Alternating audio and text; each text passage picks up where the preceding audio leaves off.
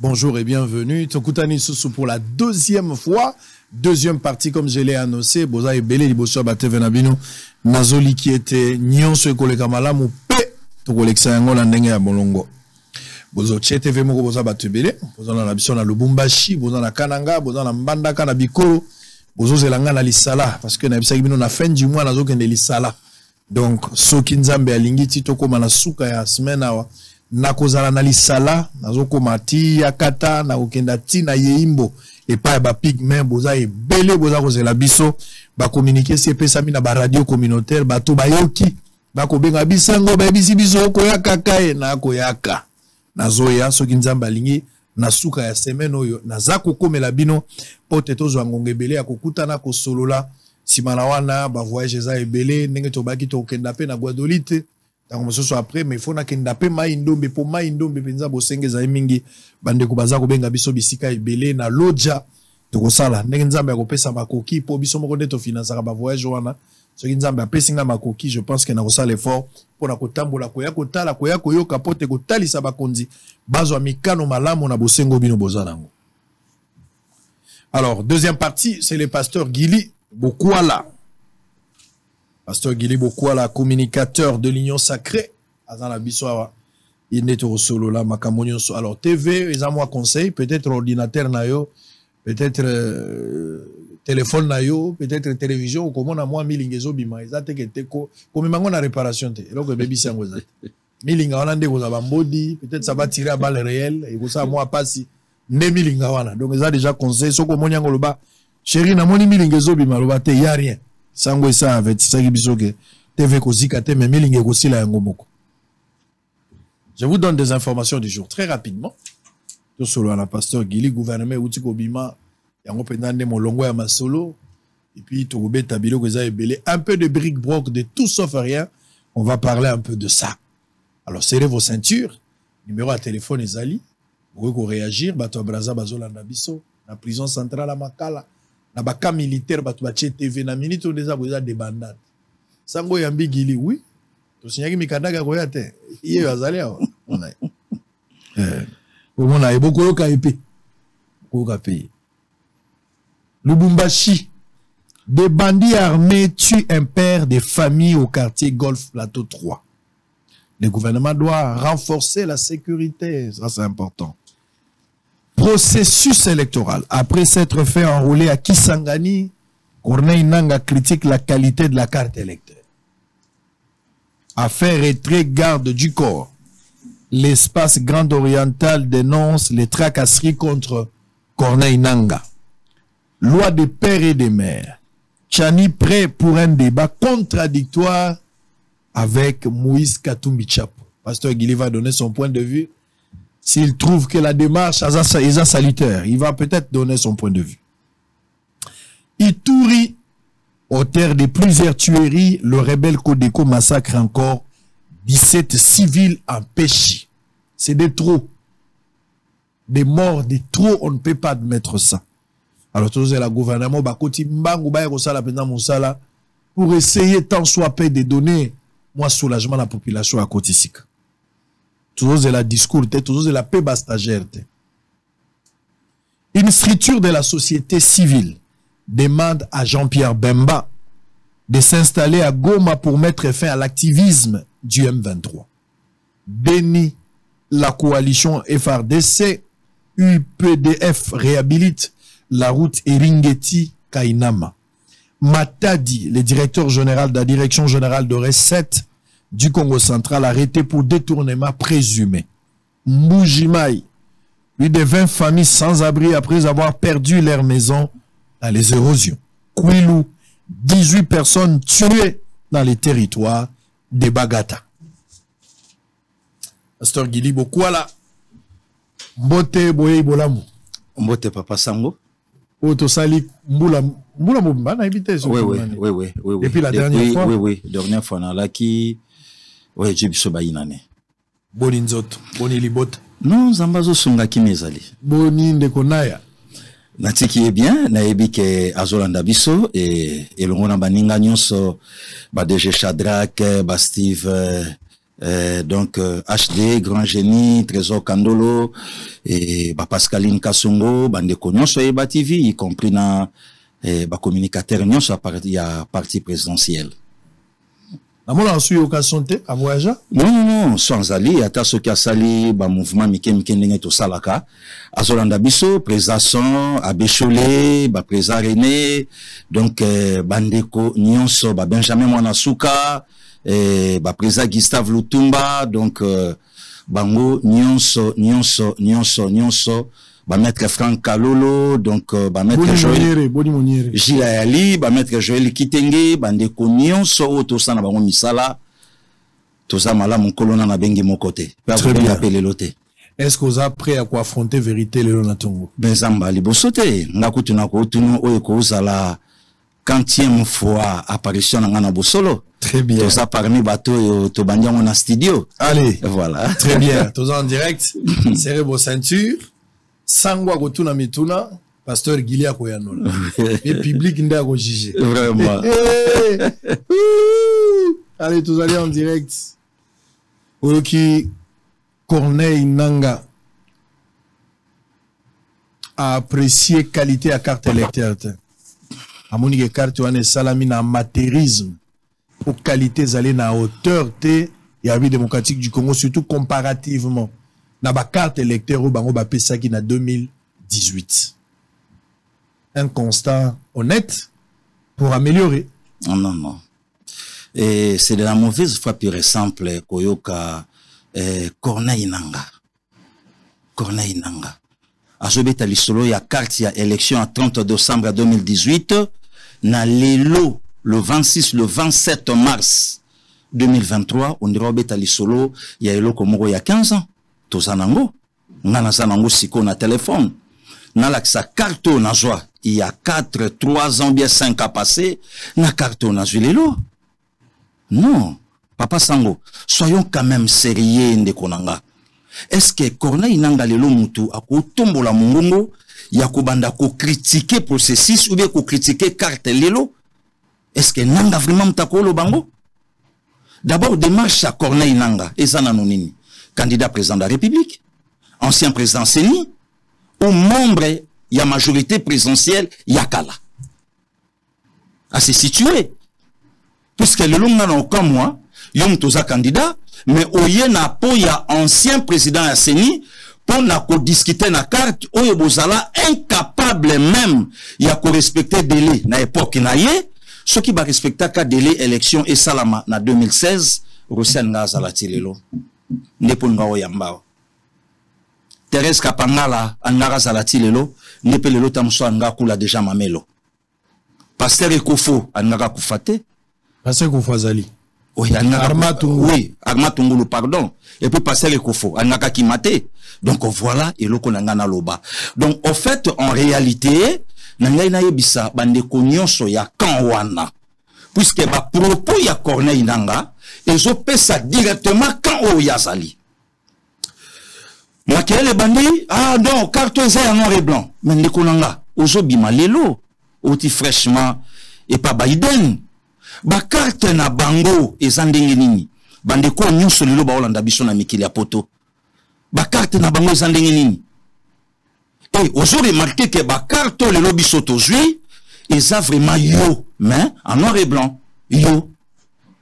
Et na aucun mois lelo ce que le karolo bezate il fallait quand même ndeko Corneille Nanga abandana nous expliquer biso ba machine ezika ka combien etika la boni il fallait ndeko Corneille Nanga aloba na biso babiloko nyonso o yaka pona élection ya 30 décembre 2018 réceptionné par les viangonani Elia Lukunga ya PPRD Moufasakani, ba Orbor, ba Hélico, ba Jeep Pick-up, ba biloko nyonso wana. Il fallait quand même le baloba na biso. Après ma ponomie, à 30 décembre 2018, et kenda wapi. Nesika oya osala ba ventir, ya mauvais goût. Ya oya robeta lisolo, ya carte eza bien te. Mais ça fait pratiquement un moment là, où Nanga azo se démarqué na ba déclaration. C'est-à-dire, tout le monde 2-3 mois ici, Nanga, il est vraiment... Te nazoya attaque, nazoya. abimi liboso a critiqué lobby Nazalaki et Sika Bakor et Signama. J'étais là entre l'actuel président de la République et le président sortant. Makelele Beme a zongi les sous et pas que nous n'abisso Jean-Marie Kassamba avec tout le respect. Non. Nalobaka Bongote, l'actuel président a gagné ma ponominaye, mais avec une majorité au Izalaka de l'autre côté. Mais on a tué bien Mobiso Nyonso, papa Nanga. Tant bien que mal. Hein? Azala clair que Naza candidat président de la République, na élection, il y a décembre 2023. Tout ça na démocratie et empêcher Moutouté. Nanga joue quel jeu? Déplace Ngana Lobeli. Ancien membre, il y a PPRD, membre, il y a FCC, ancien président Séni, ou l'actuel candidat président de la République, Ndengemona Matata Pogno, Ndengemona Moïse Katumbi, ou bien Ndengemona Fayoulou. Bon, ou bien Moukweke. Tout répété. Donc, à se situer, à paix sa position, comme ça, tout y est, pour Bakouta Nasko, on a pasteur Gili Nanzela, que Nazo Betaye comme candidat président de la République. Mais atika kokende na bakarte non. Est-ce que vous pensez que Nanga détient-il des vérités? Ou est-ce qu'il est mettre Mboka en feu? Il est libre. Peut-être qu'après que la mère n'est à Zongi stratégiquement, peut-être lié à des conseils politiques, que le langage était dur, mais il a encore des secrets à Oloba. Sango, ba vérité bima awebele, oyo Nanga zo garder les lots, quelle vérité?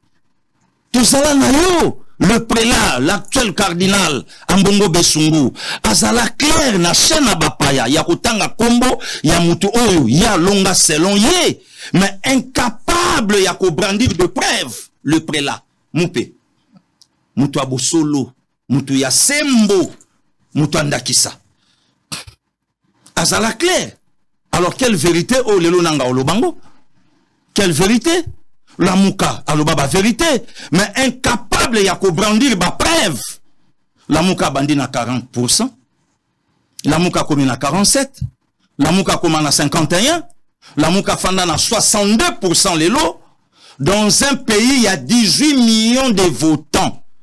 Donc, Yemoko Fayoulou, 14 millions de Congolais va voter. Ou epesa 62%.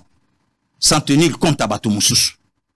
Brandir ba preuve tilelo, incapable. Est-ce que Nanga zo sal encharnement, selon yo, ou bien Nanga a zo menacé peut-être pour se faire important? Non, pour se faire important, moi je crois. Ako mamapé quoi? Ako tapé nager, ako tapé na cop, et ça la raboye. Puisque dans la politique, tous les coups sont permis. Donc, malam ou na politique, il faut balober la yo. Na solo to na mabe, mais balober la yo kap. Alors, pourquoi des chantages à répétition? Parce que FCC cache na sa coalition, maintenant c'est Zalagi Torobimisa accord. Lelo Nangaye à l'obéli accord. Pourquoi des menaces ou des chantages à répétition vis-à-vis à pour? Est-ce que zo bomba et l'autre côté, il n'y a pas eu quelque chose de secret? Ou ezo bombama, ou ezo zanga koloba qui ne dit pas son mot? Sango, tozalina yo, tozalana yo, depuis makambo nyonso e banda. Cadre moko ya fait ça les canaux télévision. Amenant le président de la République, donc la nation congolaise.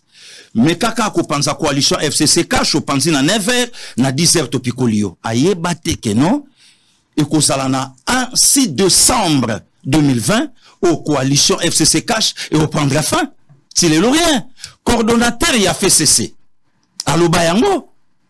Majoritaire na soko bouchango komona. L'ancien président y a Sénat. Atuna Batoualobi, majorité oyo ba osomba ngona combien pour e basculer. Mais ce qui est curieux, il m'aurait évité. Atekamana combien? Atekamana combien? Opposant mon kolelo, il y a nouvel élan. Azala Claire à Bango. Kabila c'est un grand stratège. Et que ça l'a difficile pour renverser majorité. Mais na minito yambinga na plateau André Alain Atunda Katisi. André Alain Tumba Katisi. Il n'est pas le seul, Bocha Bossa. Mais justement, à Katisi Sikoyo, à Katisi pour quelle vérité? C'est-à-dire, Bozo s'est glorifié dans le débauchage au Bozo Sal. Même pas. Quel débauchage? Le problème est ça qu'il y a Batouba Fandi va comprendre que non, officier romain, qui parfaitement raison, que celui c'est certainement le fils de Dieu. André Alain Tumba Mutalobiango, n'a pas seul guilité. Jali lo ba petchona ba na rien, ba telema na ba sanzete, et l'autre côté, ba zo souffrir tilelo. Effectivement, petit lo to souffrir pour Namboka. Toi, peine l'autre côté. Mais yo tuna André Alain Tundu au traversé comment? Hein? Donc en fait le vrai problème est là qui basa la chantage au bapé ça qui maillot faible na bango. Puisqu'on a continué à tirer le colo bango. FCC a aligné 2 candidats officiels non officiels. Officiels batoubaye billet.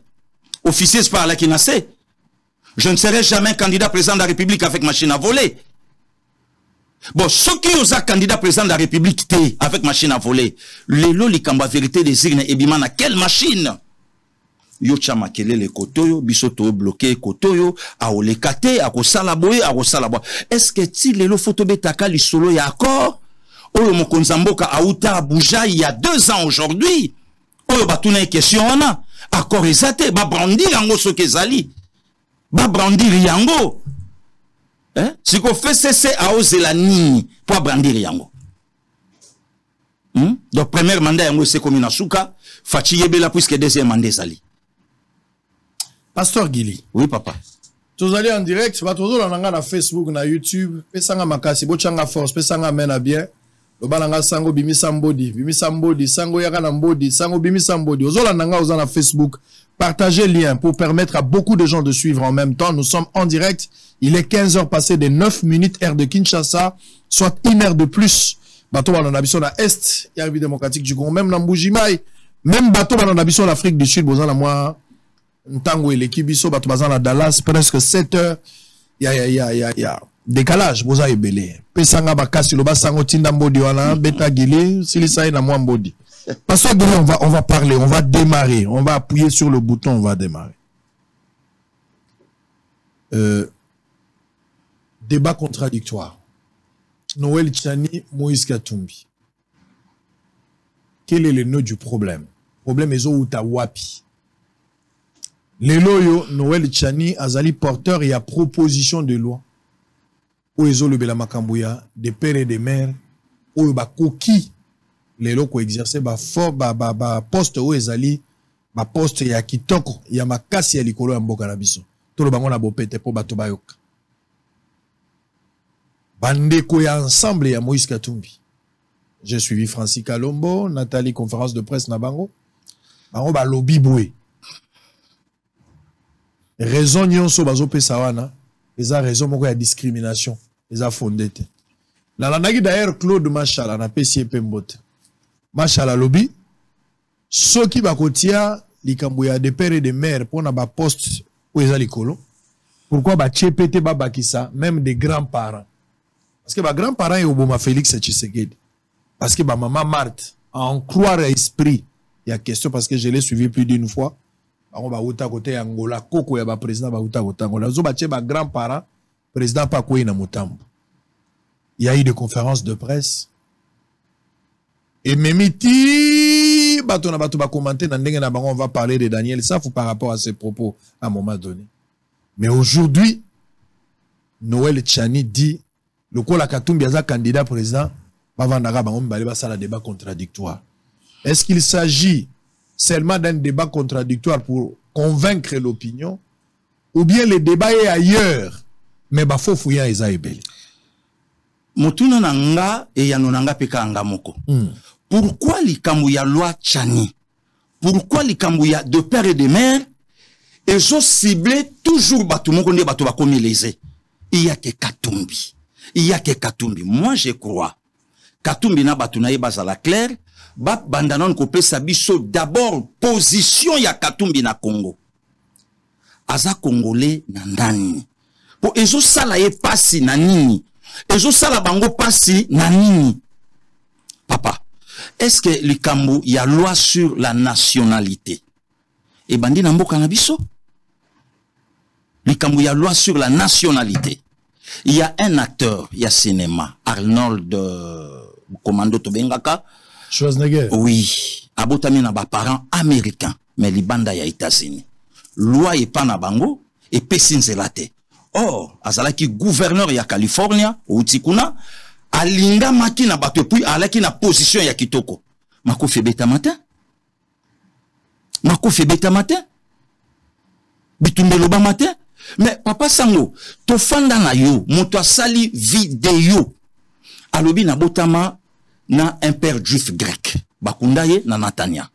Natania, c'est à 30 km, il y a Tel Aviv, na Israël. Bisoute. To vande mutalongwe awa, ake na mikili ya poto, ake kufunda nga na yo. Ba Congolais balingi nga na koma mukonzite na mboka na bango, po tata na nga muyuda. Bisoute. To vande awa, documentaire ezali, vidéo ezali, nazo peso ango. Mais ndeko wana ya milatre mutalobi na biso ke Kabila mutaza mupaya. Botuna ye. De quel passeport tanzanien o ya kota nango Congo? N'est-ce pas Yemoko, lui et sa famille? Nanga ikutu mutu na botami na Congo, na ye mutaya. Donc, engelo bana, donc, na langage codé, soki yekutu, ayako yakoma mukonzi, a combien plus forte raison nga, muto na botami yao. Pourquoi loi oyo ezo déranger bande konanga ya ensemble? Ezo soit bango na esika nini? Potawana ezo pe la place nini? Soki ya solo, basa ba Congolais lokola nga na yo, des pères et des mères, c'est normal. Il y a une maman, abete la bisoli solo, abomba vina yete, abi na bu jeunesse nanga, na bota mwa nanga liboso avec un Camerounais. Ndenge vie ezalaka, na ye Congo, na mwa nanga, na bali Congolais, na boti na ye. Mais curieusement, RD Congo azobeta na Cameroun, moi na oya yebi tata Camerounais te, azokumisa Cameroun. Et yali kama encore, à comme les États-Unis, la plupart à baninga na union soba Camerounais, et ça n'a pas bête. Maman mtaloba na biso. Est-ce que c'est un problème? Hein? Oh lelo, et comme ko sala batu pasi. Te, bako kabola ba Congolais te, balobi te kende kwa na za Congolais te aza Congolais. Ah, na raison za Congolais. Est-ce que demain chez nous, oh, ya sala même ata bandi kapoto le loba Hollanda biso, to banda yi kokanisa ke soko botika mwa na poto pamba moka sur nationalité. Non, mais bango pe ba contester te que Moïse aza Congolais à demi Dakar te. Oui. Bazon dima que Moïse azali Congolais totalement te. Voilà. Azali Congolais mais voilà. Pas de père et de mère. Voilà. Aza Congolais mais demi Dakar. Bon, siko Congo azo kotisa loi et batela mboka na ye par rapport ya ba fonction. Oyo Congo ye moko azolinga ezala bongo, ezala sili kotite okufi osimbi ya ofele. Non, ce qui compte na Congo, ezali lelo na situation mboko ezanango. Tozana besoin ya moto ya kopesa réponse na bosenga ya bato, tozana besoin ya moto ya ko répondre na déshydrater la population. Ou bien toujours le moto à des pères et des mères. Parce que même Félix Tshisekedi avait donné des réponses à cette question. Oui, à une période. Il y a un président Lobaki. Oui, oui. Je suis d'accord avec le président de la République. Abi polémique on a en Kotango. Voilà. Des pères et des mères monsieur basala ba bêtise. Mais ce que zabongo to za Biblia o yotanga ka Deutéronome chapitre je crois 17 verset 15 to pasolango. Oyo nzamba zope kisa bozala dirigé par un mopaya. Lelo sort lelo tomoni yango avec Kabila. On est allé chercher un jeune homme de la nationalité rwandaise. De lui, on le manipulerait. Lelo ba vidéo yango e bando tambola partout. Hein? Donc ba plaça kaywana pour terrasser les Congo. Si je vis une vidéo, voilà. Je vis une vidéo. Je pense que si voilà. Au détriment des Congolais. Il peut prendre dans mon téléphone. J'ai vu cette vidéo-là. J'ai mis de blanc en train de parler. Est-ce que problème il y a Chani? Est-ce que il y a problème il y a honorable Nsingi Pouloulou? Est-ce que il y a problème il y a IDPS? Non. Hein? Nekonanga. Nana okamwa eloko oyo e salabatu pasi. Ezo zoki sabango pourquoi?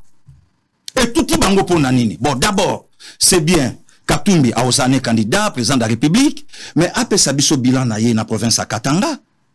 Or, Bible loba pe le komoro ya mutuya. Soko za fidèle te na biloko amike. A combien plus forte raison, Nzambe a confié yo de grandes responsabilités. Mais Tshisekedi, président de la République, n'avait pas un bilan présenté avant mandature, mais non. Il avait travaillé où? Au moins Katumbi a quelque chose à défendre. Tshisekedi avait travaillé où? Mais, vous serez d'accord, Nanga Papa Sango?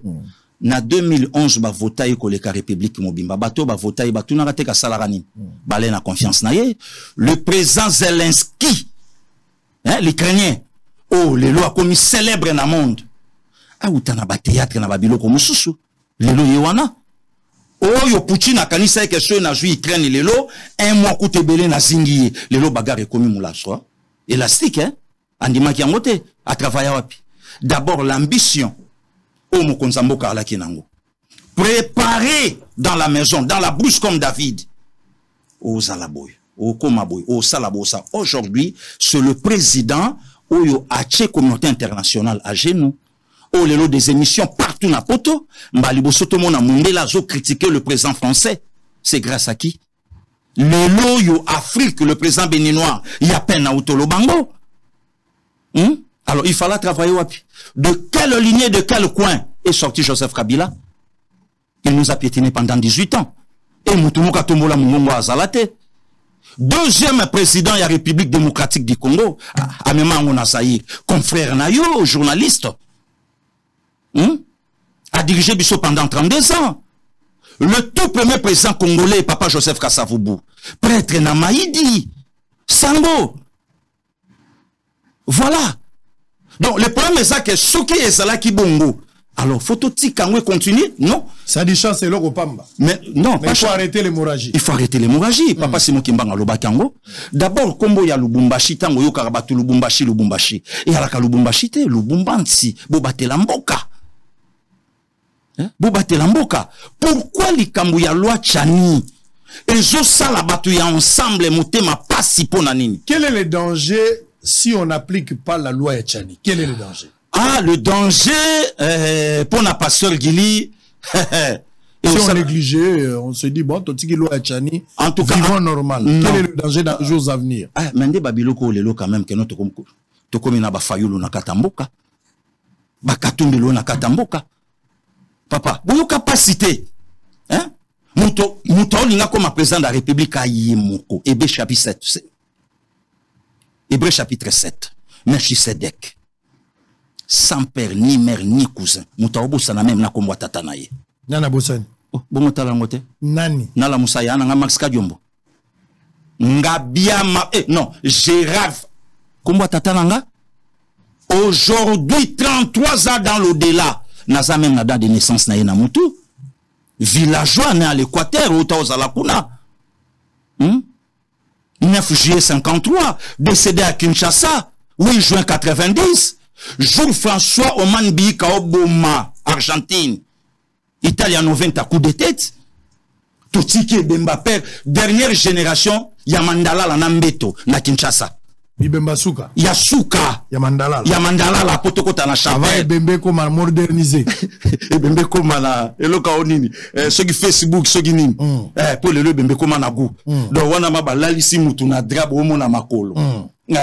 Allez, mbeto ngo botumbi ngo bozo na onetoko en attendant boso mambeto mususu nana mutilo na mutu et à connaître plus forte raison lelo totika mboka ikende kaboye hein tovanda Congo géré par une famille de 3 personnes mboka yab intellectuel mboka babombo kolokumba mboka Antoine Gizenga mboka Betien Tshisekedi wa Mulumba batuno satu baya ba géra plus de 100 millions. Personne n'en parle. Donc, famille Zanga Mamaleki, famille Zanga Onk. Ça dit, si je comprends, vous voulez éviter les erreurs du passé. Mais c'est ça la réalité. Où est le problème? Mabe Eza Wapi. Hein? Mabe Eza Wapi. Tocha Mboka. Narai. Mboka. Ebate la manaba. Mais epekisi, nazo kamoli kamu ya discrimination. Na batuango basali ba théologie, ba latin philo, basali batu. Na okamoli kamwango ya discrimination. Parce que le grand problème ici, parce que ozolo bela makamba discrimination. Oui. Avec les blancs, Mundela Zalaki a beti fimbu, mais les gens mangeaient quand même. Depuis des pères et des mères, bazoa pouvoir namboko titoko malelo, to progresser te.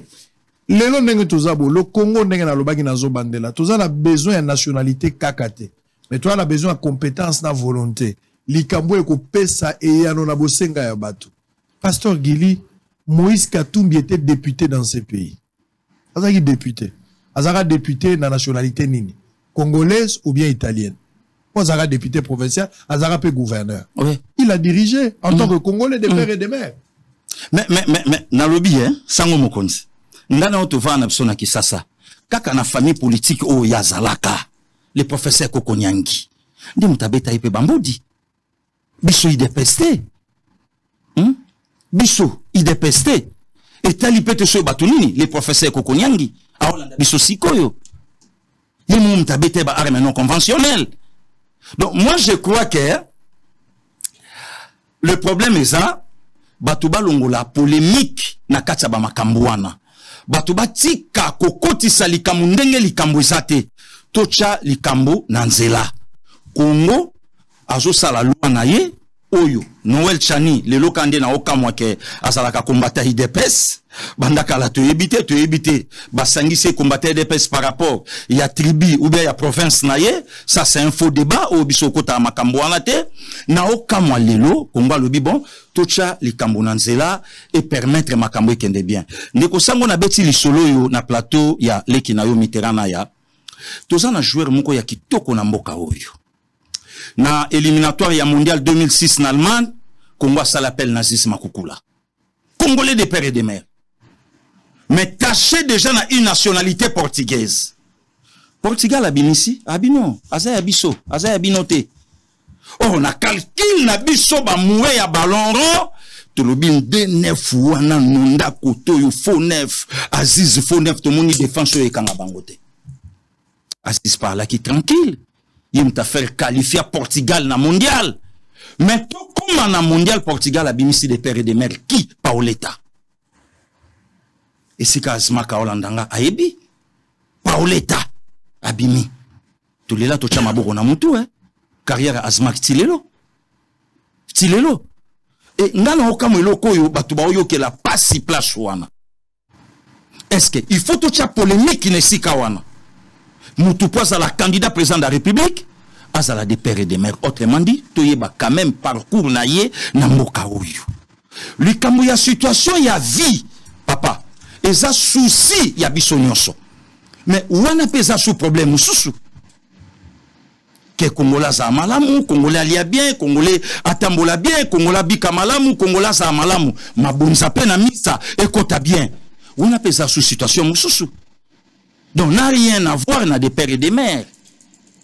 Donc, ça dit, pour Nabino, ce qui loi Oyo. Pour na pasteur Gili. Pour na pasteur Gili. Oui, papa. C'est-à-dire, ce qui loi Oyo, va voter en côté, il y a le roi Bateki Mboka.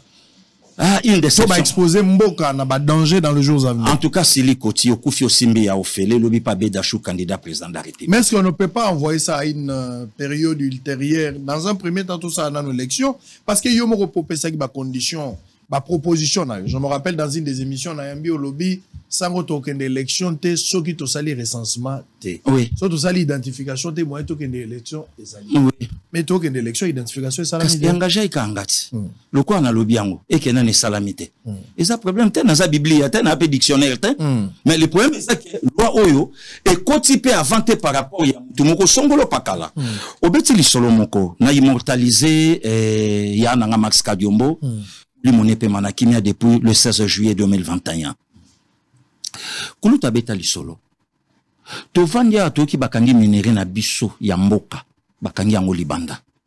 Oh, nana kangi yango libanda. Oh, non Zambia kangi yango. Te bwana mbongo na biso ya Zambia. Oh, nous atali gauche atali droite abino to na mbongo Zambite. Di katumba mwanke mwenze bobeta no to kuna bokendo ta la situation ezandenge nini. Bakoma bo bakutande kona bango congolais. Abi oh, ndeko na biso congolais habité.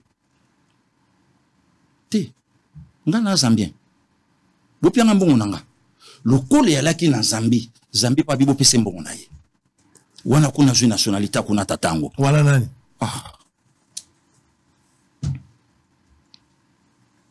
Bolimbi sapona milinga indépendamment de notre propre volonté ne nous en tenez pas rigueur au kombo zokima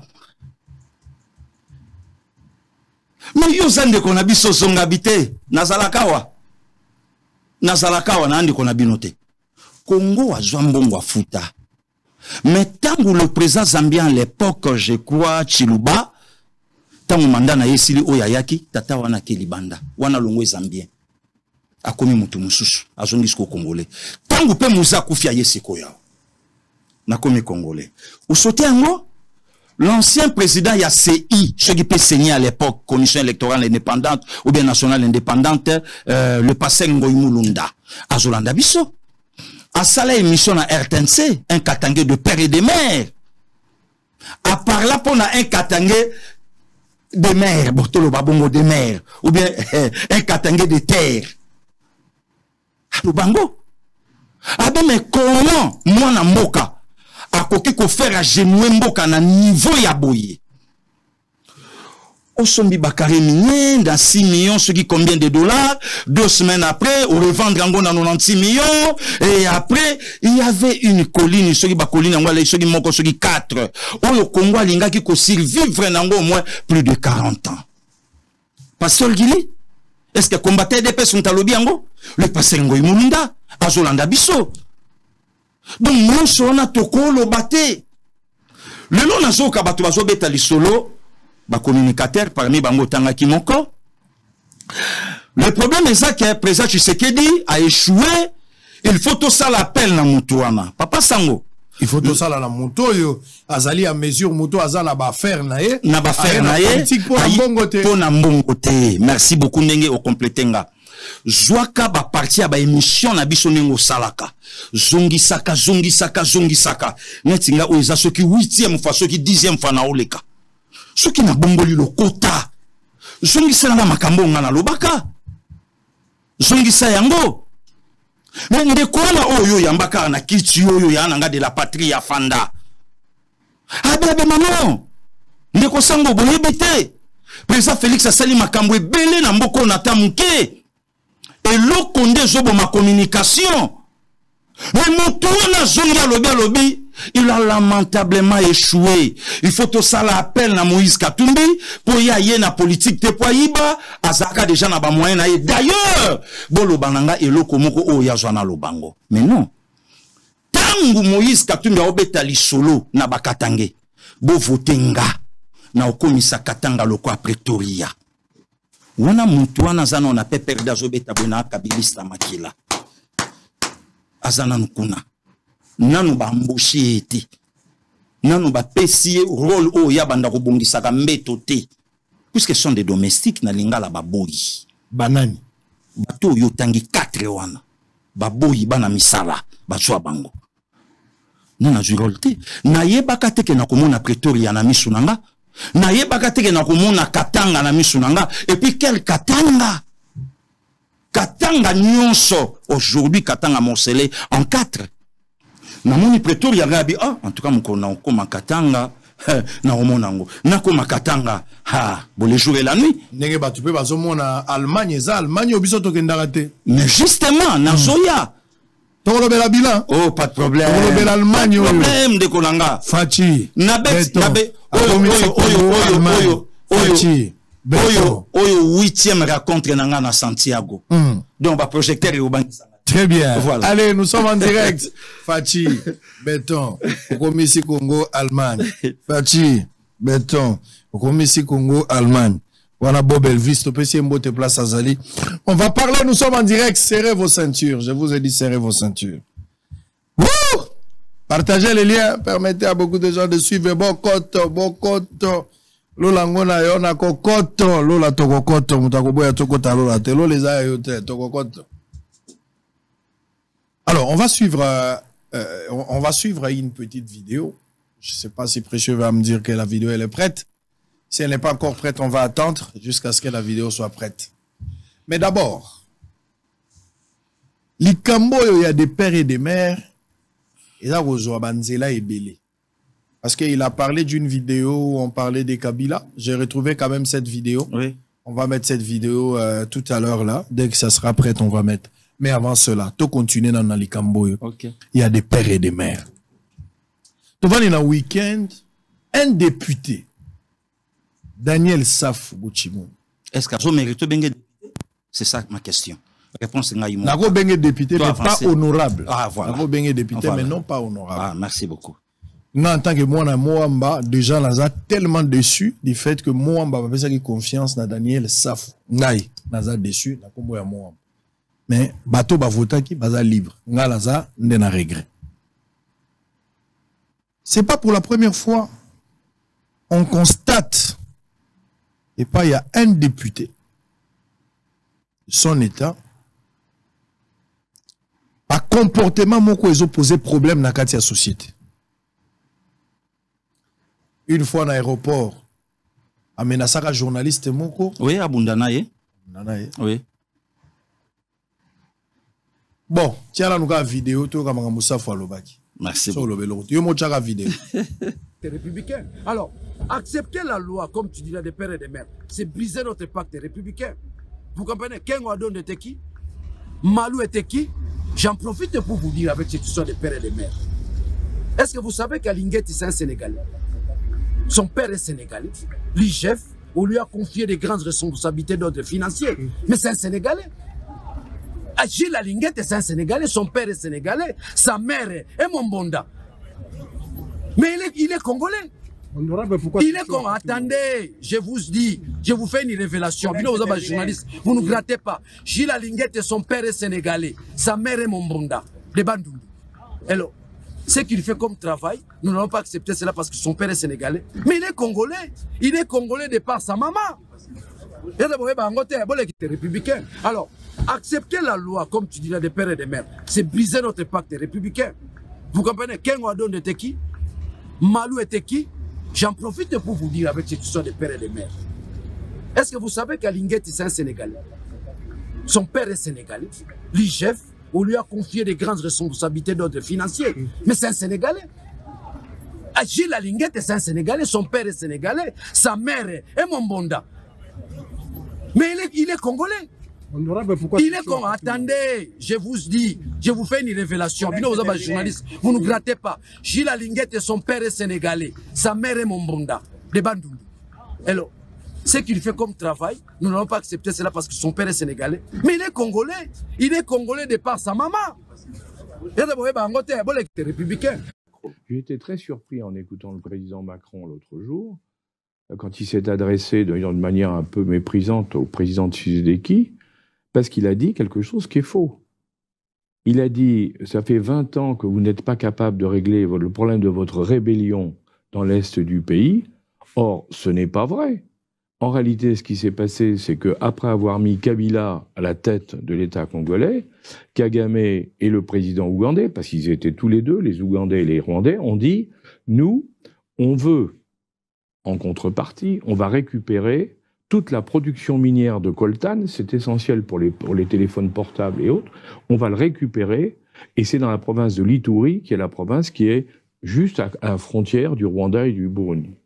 Et de l'Ouganda, pardon. Les compagnies minières ont commencé à exploiter le coltan.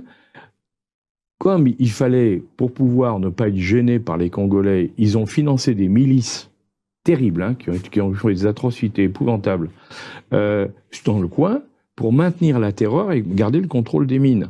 Et qu'est-ce qu'a fait Tshisekedi quand il est arrivé au pouvoir? Tshisekedi a dit, on ne peut pas continuer comme ça, ça fait 20 ans que vous occupez une zone qui est une zone congolaise, que vous prenez le minerai, le coltan, et vous l'emmenez en Ouganda et au Rwanda. De là, vous le réexportez vers l'extérieur. Donc c'est vous qui faites les bénéfices et la plus-value. Hein, et nous, qui sommes les propriétaires du terrain, on n'a droit à rien. C'est scandaleux. Je veux que vous nous rendiez le contrôle de cette zone. Hein. Donc c'est pas du tout une rébellion. En réalité, c'est l'exploitation par des compagnies minières contrôlées et aidé par l'Ouganda et le Rwanda de toute la partie est du Congo. Et il y a une statistique, pour ceux qui pourront en douter, il y a une statistique fantastique, c'est vous regardez la production de coltan dans le monde et vous découvrez qu'il n'y a rien au niveau du Congo et qu'il y a plein au niveau du Rwanda, alors qu'il n'y a pas de mine au Rwanda de coltan. Vous voyez? Donc c'est vous dire alors quand il dit qu'il y a une rébellion, non, il n'y a pas de rébellion. Et au contraire, c'est une exploitation. Allez, Pasteur Guili. Tous en direct, na bisa kibino milinge ko bimana TV, mais bon la kimia ko bangate. TV na yo bébité, TV Zabia ibsa madame et bébité sangwa ibsa kibiso déjà milinge ko bim. Pasteur Guili Olandi, Daniel Safu. Oui. Nsafu. Oui, Nsafu. Uchimuni. Oui. Ogendenga lobby a démontré à Monique pacte républicain a la violé pour la loi à Tchani, mais au-delà de ça, ça les révélations. Que Gilles Alinguet Tekei, monsieur l'IGF, inspecteur général, chef de service à IGF, oui. Azali, un Sénégalais. Donc, le loyo soki balobi ba quoi ça likamwa de père et de mère oyo. Et ça, quand vous la victime, Naji la ligne, tu pas la victime. Ndeko sango na ebisio ke na seki na yoki na mawata mtabe ngango révélation. Na okina souci na okina motema pasi qui en député. Oh, oyambanga la fois passée, batu bayeba yike bakabiosha batu babeta rango, ba petso na IDPS donc biso. Ah, bango ba kana ba bok la bango ba petso na so batu rango wapi. Mais pose la question à député. Makambo yo lobby ozui yango wapi a lobby investigation a lobby à gratter donc ngelo baké a kotiti na kati a outi mais moi ton frère n'a que découvrir maman ya inspecteur général mais c'est la lingette c'est une illustration cette image tu ne m'aimes pas mon bunda maman zani mon bunda ah mon bunda te une sakata yena mobali na ye mais c'est Philippe Nkei décédé à Kinshasa 5 juin 2010 enterré na Kinkole na koué ya parti et sika o banteraka ba chef coutumier il y a peine ba déterré yende ba kenaye na nécropole D mais c'est Philippe Nkei hein ancien magister ba porta ebele o ya matete kuna père mutasala yango alors pourquoi ko beta likambo lokuta au profit ya banani réunion moko salamaki ba masolo wana yo kende beta yango. Donc, et qui ça y est, moi mouké. Et si ça y est, moi mouké valeur. Or, et simbi nangote. Quand vous parlez pour Nalikambouya, Daniel Safou. Na yebite. Ce qui n'a parlement na biso, commission de discipline ça. Na yebite. Ou bien ce parlement na biso, et comme un club d'amis. Wa mon ama yaya. Atabeti yango me yubi kaka. Et a pas si koko ma député, boma kaka. Ah, mutuna biso te binde to soignele. To yebite so ko mabongo. Hein? Po mutu yo, olebi biso ko lara na kini papa sango so ba monyo kana mo na jeune fille na coin. Ba jumbu mavoko ya kate banda olongwa te. Il faut ba ya chacho po pentire la mingi te na ba clôture wana. Bakangi sango na bache point. Siko député na finga ba makambo banda okoma na mire na kini kala. Afinga ngo ba mama. Club d'amis ba bengani ba bisenga ka pardon. Yoka pe pardon alitio. Ah mawa. Ah ngai mawa. Balingi bali ngai mawa. Donc blague. Ako ina faux poule ya robeta likambo lokuta. Ou ils a même pas na forme. Et na moni mama o yabota inspecteur alingeta lili. Abeske mwana wana akokokisa mikolo yo ngana kokisi na sena moi une malédiction. Une malédiction. Est-ce que mwana ana kokokisa azwa tata ya bana nanga apesa ye mboka oyo totika la ta kokoma te to yebi angwa tate. Yoka mama lo babi Sénégali. Hein? Yoka ata yomoko. Après le bimoutoana député, na quel député, oh le lobande kolanga moamba ba osela et pas moutoana. Mouto yo collègue na lobi ayebi 15 nganda ko banda 6h 18h. Bisote, ce boche te benake kangai na 7e nganda.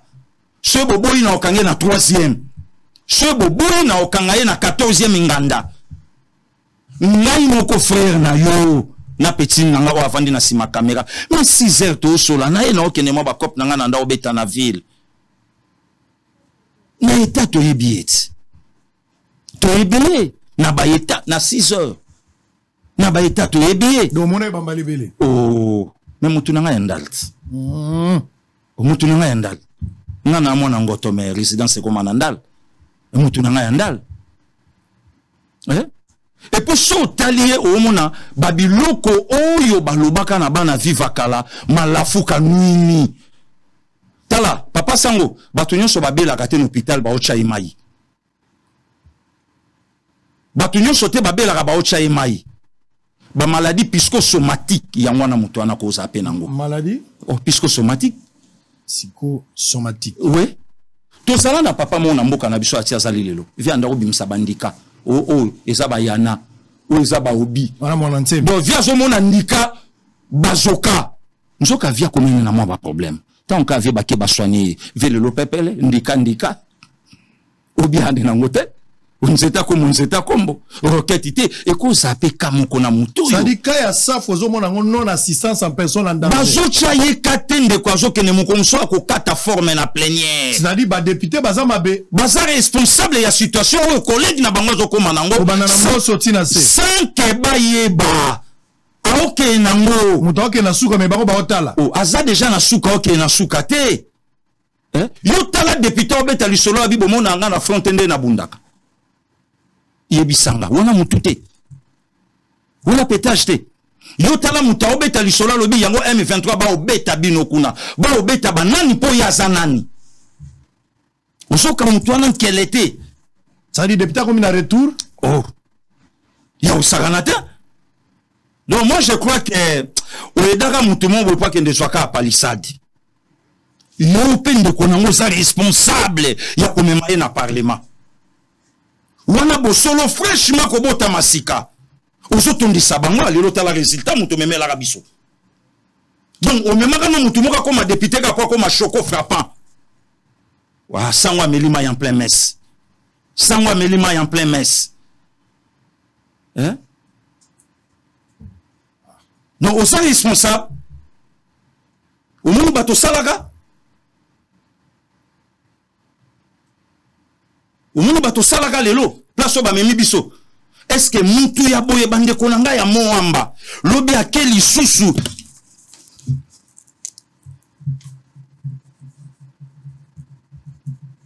Na ebite so babin safu donc photo bandana N. Ah, OK. Na ebite lobi soka osa numéro combien? T. Wana donc isa ko saka na mboka. Babilo kwa boso otuni meme ya nanga denili sa vandi awa. Otuni obi babi papa nkei a sénégalais. Po ba ko mokote. Ya nanga denili si, ojivie nanga boziana. Donc Jean-Marie Lukulasi. Oui, Jean-Marie Lukulasi G24, aujourd'hui bato axe à côté. Cardinal Mosengo Passine. Famille Zakuna, aujourd'hui ba maman Rose Lesi bazolanda biso, aujourd'hui ba vie Mangobo. Basa bato akuna, basa Joël Nzampungu, basakata. Basakuna, aujourd'hui bato ya axe wana. Au Beteli Bango Lisolo, papa Philippe Nkei, Aza Sénégalais, Moutalobi Ango député, c'est que Parlement photo Bomango. Donc le quoi Tokoboma Parlement Bokana Bisoté, c'est que na décembre 2011, non, et quoi, na décembre 2023, il faut total à Mouto Bisoto Rotine dans le Parlement. T'as le résultat, Lélo. Non assistance en personne en danger. Ba député, na yébité ceux qui peuvent aller en prise en charge. Il y a ce médicaux. Si bazora na SMK. Mais si qui bazwa na SMK, bazwa ndeko ba ke na ye. Ba po yo. Er mo pe balongo la kambuma. Brillant lèvre. Te basala na duplicateur. Ngana kola na ngoto na ba masa ngoto te. Na yebi. Avant bo tshona duplicateur balongo no mo ba nzete pe betaka ta. Oh bino bo mo na rebe ta nzoka ba plan. Tout ezo sauter. La Bello. La Bello te malafu. La famille Ndouing. Ndunda Oka. Siko tala ba effet nengi komosa na moto. Donc non assistance en personne en danger. En danger. Donc faut pas joyer ba cheno mo penser papa Mbosso. Donc Mbosso est responsable si le danger arrive. Même ba collègue na ba député ba responsable. Oui, bah ça déjà. Alors to lo bango combien de fois? Quand se combattait des personnes na ba bêtise aboy. Ba petona batanga te ba na niveau te. Mais comme taille de pes bo betaka mabunda période mo bo beta pe bundo. Bongo mama oyo bandeko nanga ya ipen à l'époque yo salaka batan wana. Je crois maman Sonia ou bien maman Moko ba étudiant ipen ba betaka après au senga bango merci puisque kokendo zona mba mon soin médical bo ba kuti pena poison na nzoto. Ba combattait des pes à l'époque. Papa Sango. Ba combattait des pes à l'époque. Tu expliques à maman Mabunda, puisque Batou Bamonaka réponse muscleux. Il y a bande kolanga ba combattant entre autres Gilles, nande kolanga Cholé. Mais Batou Baye bakate réponse et kenda ke pas chef de l'État. Il prétend être un juriste. Or, il ne l'est pas. Et bima kuna. Wana nyonso donc et ça la Batou kate. Donc le loto mwa ba obeta lisolo. Il faut batuba zongaka na ebandeli ya problème. Problème andeko yo to tikeli yango basali ya nzambe, to tikeli yango minganga. Na yoki obetaki lisolo ya débat contradictoire. Noël Chania lobi basalango na Moïse Katumbi. Ndeko sango Ngana lela ndenge torata débat contradictoire à Kouloutou Jean-Pierre Bemba que j'ai sali. Na ba félicitations belé na mon amboka Jean-Pierre Bemba. Jean-Pierre Bemba na Kabila. Ah oui, na Kabila, merci. Tovanda tozela de haute personnalité ba koyi na deuxième tour. Ah, Kouloutou Jean-Pierre Bemba sa l'émission. Azo calculer l'otili qui a groupe électrogène. Azo bimisango na mutu. Un économiste de formation. Tobi awa bon. Batu ba sisana bande komiterana ya. Batu ba bimana d'économie. Babilo ke bele tolobi bon. Awa pe Kabila licencié en anthropologie. Na université ya Louvain. Donc il y a distingué mechi qui place à Kakenda to yebate. To yebite ceux qui a distingué na monokoni ni bon. Bakuta na to yeba vérité. Tola Mouka, le président Vital Kamerhe avec tous les respects, VPM Lelo, to kakana RFI, encore Erwana, Radio Karabou, na Tongo be casque, ou les Lozoyoka. Nous écoutons, quoi, à l'époque, tu bandaro bengaye, alakinani, ministre Benani, le président Vital Kamerhe au micro de l'RFI, Yoka président Vital, encore peu vieille bilopoto. Nous avons invité les débats contradictoires de peur que le vice-président Bemba puisse bondir sur les corps du président Kabila. Tola mouke information président Kabila en Afrique du Sud n'a pas changé et ça la biso passe. Alors Kouloutou Noël Chani a tikanaye débat contradictoire na Moïse Katumbi. Le problème n'est pas Moïse. Aussi à la royauté. Akoye bakobeta lisoloni, bakobeta ngona monokonini. Puisque faut babeta ngona lingala. Mama zoni ka kwanga ninga otala biso ayoka. Mwasa ndunda rese. Mwasa ndunda rese yo. Batu wana ba lobi nini ote yoka. Te ce toke na français semble biso difficile. Puisque Macron y est mon français, le président congolais lobi na yawa et bouger mutu. Or français ya monoko na bango le roi lingala. Et bouger Yves Le Drian mutu. Voilà. Très bien. Zonga. Boza ebele, oh là là, on va terminer. Si go to na suka po milingelinge bimato zasko gouvernement sa malukonde. Pasteur Gili boche pelouse na kiker jouer à komi kilo. Moi jouer à bouger les souezate. Pourquoi cha pelouse na kikerte? Moi mbe kotizelo. Na moni gouvernement, mais ma papa, on va parler un peu de ça. Tolobela, tante ya gouvernement au bino bosali, bokote si bilombe na kati, et bilombe au CVZ ya beba. On va parler un peu de choses. Dollar likolo, moi makambo bele. Ya onde bora suka. Et au salon moi bien, kangwata la makolonase. Alors on va suivre un élément pour prendre une petite pause, hein. Et zaka poto me la maille. Pasteur Guili a condamné ngalobi na ngai biso bato tindi basafu na ensemble. Au bosole pesaka bango plateau. Na sengi bino pardon.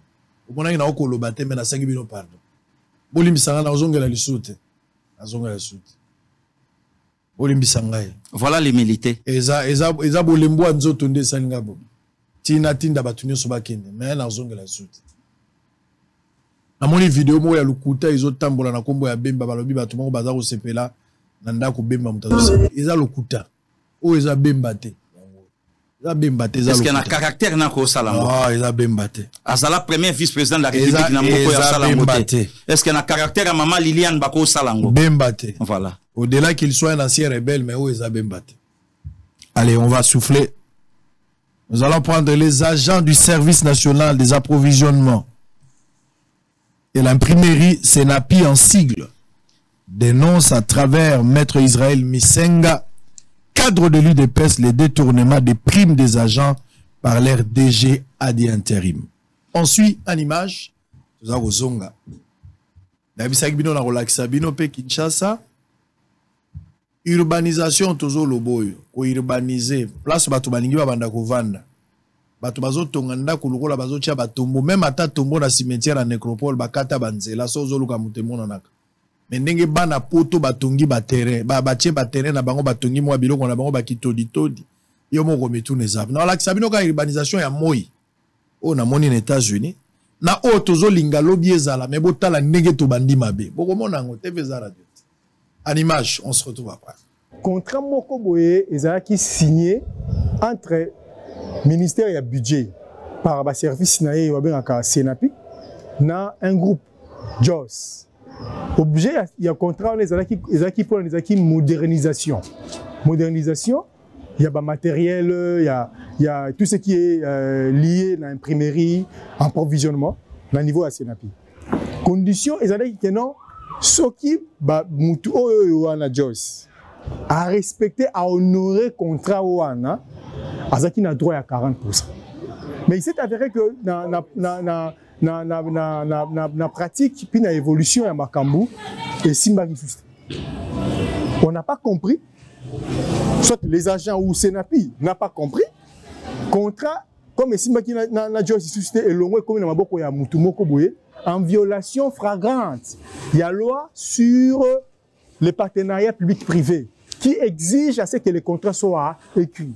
On nous apprendra après que oh, il a remplacé qui Dios wana a comment Simba mbongo ya oh Dios fala kaza soki a honorer qui contrat na qu'on aurait compté ngo banine fallait qu'il moderniser à 35 millions de dollars.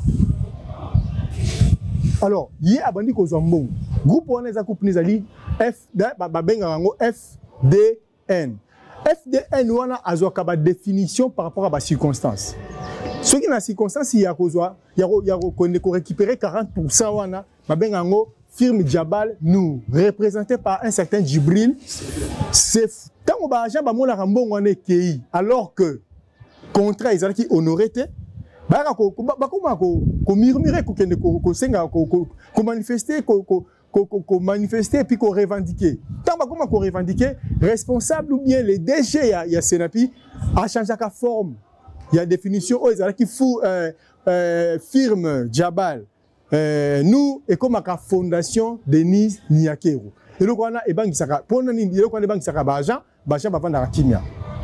Alors le fait simplement il y a ce contrat Owana contrat ya Joyce na Senapi comme ba kondia likolo pour la bango contrat on est exalaraka toujours opérationnel il y a on est ça la musala que Senapi ba si ba moderniser yango. Le Premier ministre a fait sa instruction lettre le 19 avril 2018, demandant à tout, donnant l'ordre à tous les services. Il y a le service public, l'administration publique, ministère, imprimer, faire imprimer documents dans Senapi au service national d'approvisionnement et de l'imprimerie. Bon, pour la Likambo, qu'est-ce qui s'est passé? Bazoa projet, il y a produire un bulletin. Le bulletin pour accompagner la gratuité. Et on a coûté 25 millions de dollars. 12 millions 500 000 dollars pour un bulletin à côté qui est là-bas privé. 12 millions 500 000 dollars pour accompagner réellement à la gratuité. L'État a payé ça yango. Ba travailler dans le ministère technique qui est le PST. Ba payé c'est Senapi mbongwana. Mais à la grande surprise de tout le monde. Alors qu'ici, on attendait que Senapi a imprimé le Congo parce que c'est sous-entendu que le matériel est modernisé. Ils sont allés imprimer le bulletin na poto. Na mboka ya Belge. Contrat on a zolo bawana contrat ngo yango. Contrat oyo exact etikala jamais qu'on a exécuté mais signé.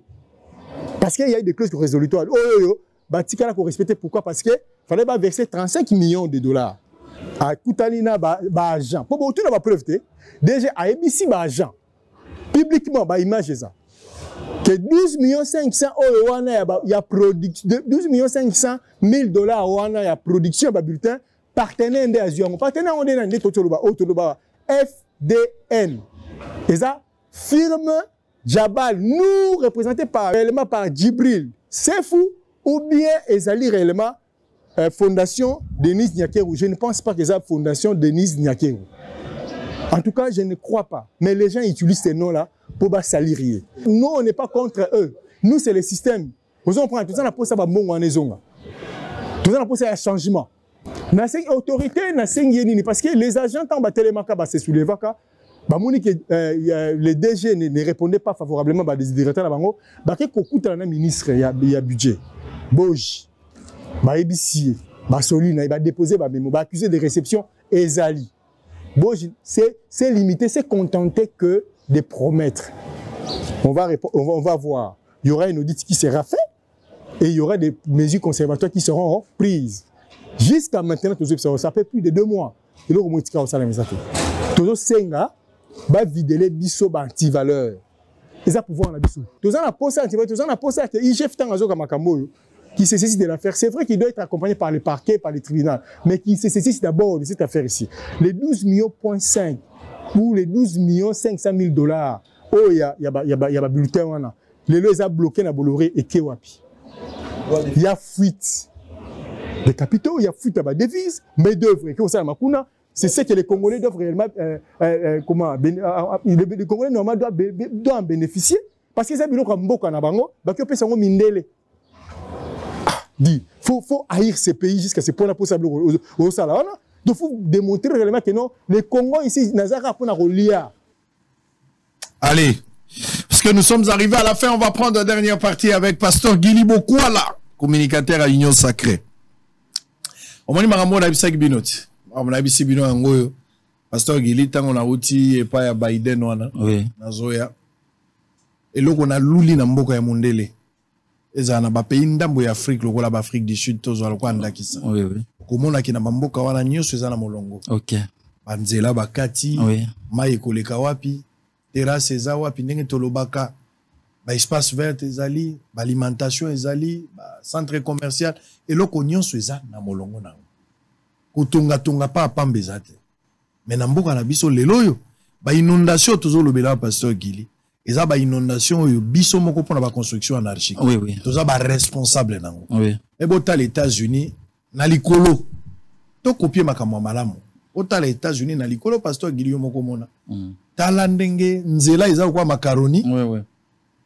Kwa makaroni na nzungu tala ndenge molongo ya bandako ezali nyonso eza na molongo esika prince ezali batie makadamu tala ndenge makambo nyonso eza ordonné oyo eza likolo États-Unis na duka eta moko tala ndenge batie makambo na molongo tala yo moko pasteur so nalobi okoloba otandeko tout ça tala yo moko oyo Washington tala ndenge eloko na eloko za nesika nango tala eloko na eloko ndenge vandi yo moko tala ozomona ndenge batie makambo nyonso na molongo mboka ebungaka nde boye bopesi bato baterrain balakisi modele ya kotunga nzela ezomonana place bato bakokende ezali tala ndenge mboka ezalaka namoni yango bandeko basali mosala esengeli biso mpe tokopie oyo toza na Washington. Exactement. Mais bana poto ebele awa bovandi na mboka bapaya bozomonaka Washington boye bozomona bamboka ebele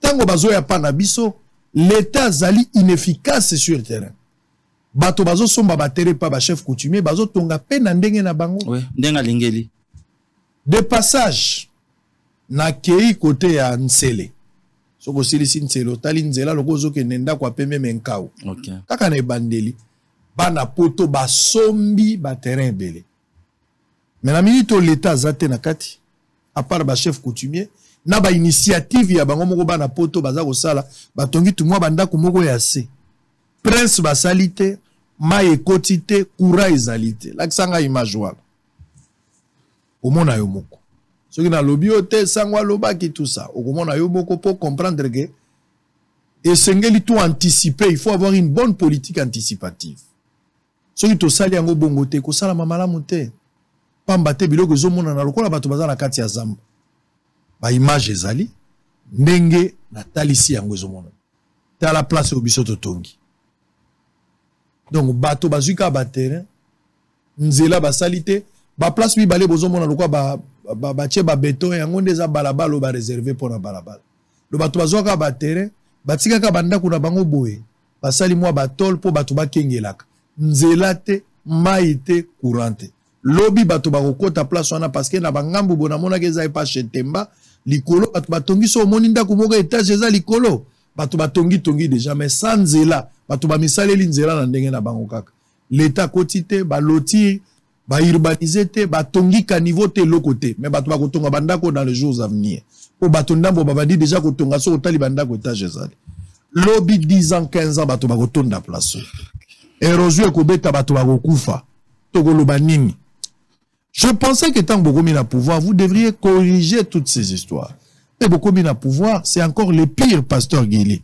Au-delà, il y a Makambo dans le côté affaires foncières, urbanisme, habitat. Tout le belapé Makambo, il y a talo ya biloko et mati. Pasteur Guili, biloko et mati, c'est vrai que dans les États-Unis, dans Paris, dans outil bisi que soit la biloko pesa comme mathématiques à kawate. Mais vous avez manqué une politique agricole. Sur pied pour contourner ou gérer la crise pendant cette période. Dollar les aucun des cas pasteur Guili. Bo sali logote. dollar ekei biloko za komata vie ekomi pasi bato bakomi ko préférer vaut mieux que tout ala na Égypte mais to bandaki kolia vaut mieux avoir Kabila mais on mangeait quand même qu'avoir Tshisekedi ou eza désert toujours que na terre kana mais tisiko manezate ndeko sango eloko na sepeli po yo moko lobi o tamboli ba mikili ya poto omoni ke biloko ezo matape makasi lelo naza na lolendo ya koloba na plateau na yo ke nous sommes le seul pays lelo na monde o toko ozala parmi ba mboka ya suka o biloko ezata na mwa pri ya malonga ndeko moka benga na Suisse alobi maintenant passer kili 3 kwanga awa na Suisse ezana 10 francs suisses équivalent à 10 euros mais awa biso na kisasa 3 kwanga même pas $5 prix ya kwanga ya suka na king ekozala ataba 1500 francs kwanga 3000 francs na kisasa ezate. En fait, vrai problème est zanini, papa nanga. La crise mondiale, les lots batunyo so bazolela. Makamba ba pandémie et yaki, makamba guerre à Ukraine et yaki. Même na place yo biso to bande ko kansake na Miguel Sava, na Miguel bango moko ba Holandanga na yo sikoyo, ba komi même ko banga kokota na ba mall, na ba supermarché. Mulanga maya tikaki boye tangwa ya moni yango boye. Mulanga uila tika kiango boye tangwa ya moni yango boye toki makelele te Macron ye awa po apia bisonda kisa et que bolaki incapable il y a 20 ans ya kobongisa mboka na bino ya kosa meti Macron za awa de grève en grève na France mais tu ko tambola na tele et ko kende boye et ko sala boye moi je crois que l'actuel chef de l'État président Félix ayende sko ko bimisa ba deux filles ebele o lelo ba makambo ndeko sango to vandinga na yo oza d'accord obetson lisolote na Afrique du Sud précisément na ville à Pretoria to ko mango kunanga na yo marché salami na uti Kenya lobi awa na Nairobi mboka ya sui ya kimia marché salami route abimi na nzela na bato mais awa marché au salama ndingi nini le Congolais ba conscient que nous avons un président oyo aye kokuta ba défi ebele azobundanango. Il y a pas longtemps, même pas un mois, marché salami. Soi-disant, to bunda pona makambo este makambo ebele. Ba komanesika betela la police mbote. Ba betela la police mbote, professionnalisme. Bon, où est là monsieur Chilombo? Où lolaye? Ça n'a pas de sens. Ça n'a pas de sens. Donc bato ba ole kaka na ba plateau ya ba télévision amemi ndunda amemi boîte à tomate bati ya basi na bango balambela ngona bandaku politique wane ko simbate lelo na Congo même ata ba communicateur lelo o quand même ba fandi bando beta lisolo il y a de l'autre côté que vie komi pasi babilo kebele il faut mutuana ya pour ce mutuana ye non yangote nous avons un président oyaye à côté situation ya mboka ona kao ocheli biso vidéo ya mindele yoka ndenge mundela zoloba un président congolais oyaye koloba non na communauté internationale que minéré ya mboka nanga oye tongi Kigali oye tongi Gisenyi na komi yango abi cette fois-ci non accord wana il faut to revoir yango Chine a tché makelele aujourd'hui bravo avec IGF intimidation Chine étaliété makambo ya okose la tata na sénégalais. Mais ba kombo ba tebele soke tangami lelo awa soke tangami awa mito ba to katana nana ndimaka likamba carte visa ebimela kiawati si o ndimela ngo nani économie ya mboka na biso evandi papa kwange zo matame mama moka zo tonga basilique kwa bima na famille batuni epete mbongo ngwa zui wapi basilique eleki même na oya France zikaka kwa zwango wapi batuni te to vandi na kata Congo président sali 18 ans aloni nzeta mbila te atongi kolte mais atongi kingakati pa zui badim de terre na ye na chaque province na uti Lubumbashi nda kulikola ngomba na uti lola banda kulikola ngomba ye ka ba ferme batunité mais avec un président oyo toya tokuta ba étudiant ba biso to l'équipe biso ezalate le lot transport ya ngwana soki 375 francs soki combien. Donc, Pasteur Guili, vous avez fait un gouvernement et Utikobima. Nous sommes arrivés à la fin. Mais avec ce gouvernement. Pas un gouvernement, réménagement. Donc, réaménagement. Remaniement. Oui. Beaucoup ici 12 personnes. Oui. Nakati, on a Jean-Pierre Bemba. na place wana Kamere Mbusa Nyamwisi. Oui, oui. Kabulo mwana Kabulo, to pesi Maître Peter Kazadi. Maître Peter Kazadi. Oui. Kazadi wa mam. Oui. Alors, tout le banano clair. Eza na bateau yo par rapport à ba défi. Likambo économie toujours c'est là. Kamere. Bino beaucoup ici Kamere. Mais Kamere, dans un passé récent, il a eu de couac. Kaka na bino. Bukangi Kamere, bolave Kamere na suka. Mais pote ya bato muso ezana no mobesu nano ba croire na manière où azala qui a quitté la justice. Bato muso bazo croire na ngote.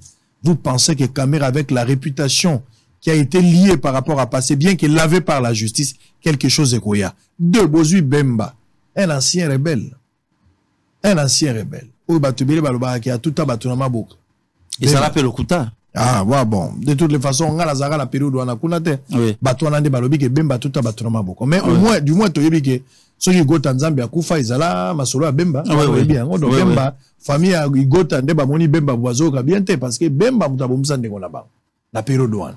Mais ça, Kolekao ou on a paix.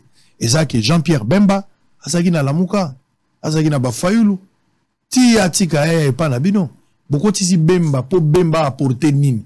C'est pour des besoins électoraux ou bien stratégiques par rapport à la guerre. Merci. Et puis en troisième, beaucoup m'a typé Mboussanyamou ici. Vous pensez la Mouka, beaucoup ici la Mouka, il y a elle pouvoir là, elle oppose. Bon, d'abord, la Mouka Moufoué Bakano, et ça œuvre d'esprit à Félix Antoine Sekedi Chilombo. La Mouka Mouka, Félix. Oui, il y a tapé sa combo à la Mouka.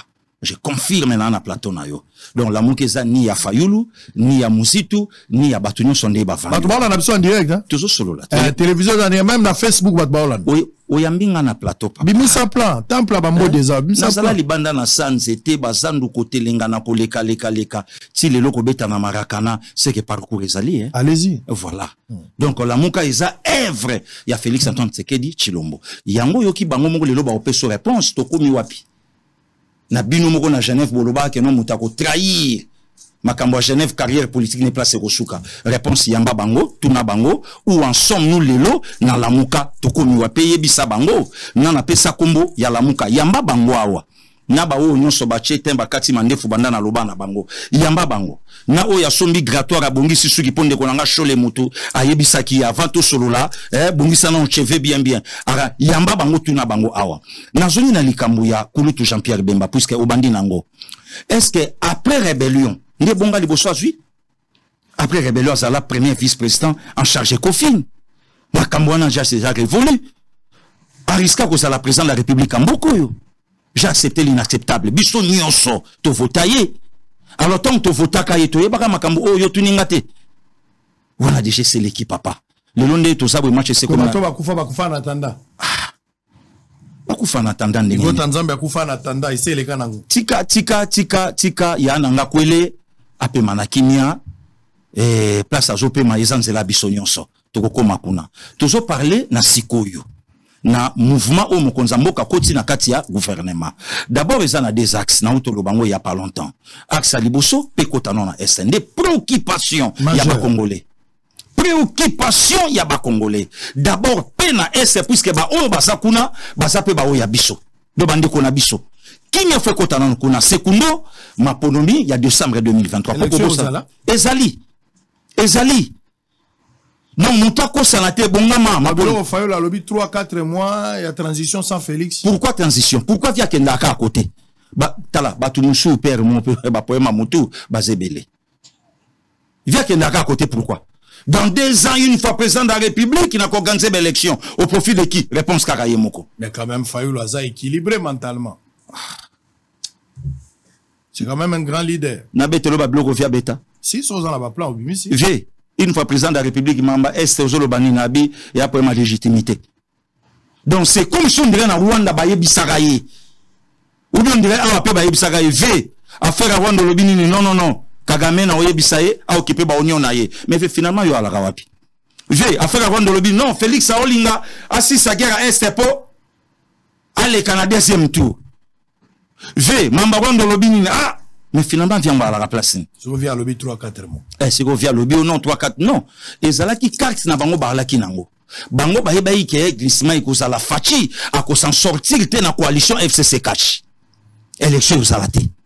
Bala ki na carte na bango ba préparer ki toke na transition 2 ans une année comme ça élection ça la ma 100 yé pourquoi bozo bangaye une marionnette et le Martin Fayoulou un patin, un placebo selon Martin Fayoulou, mais pourquoi les lots bozo bangaye?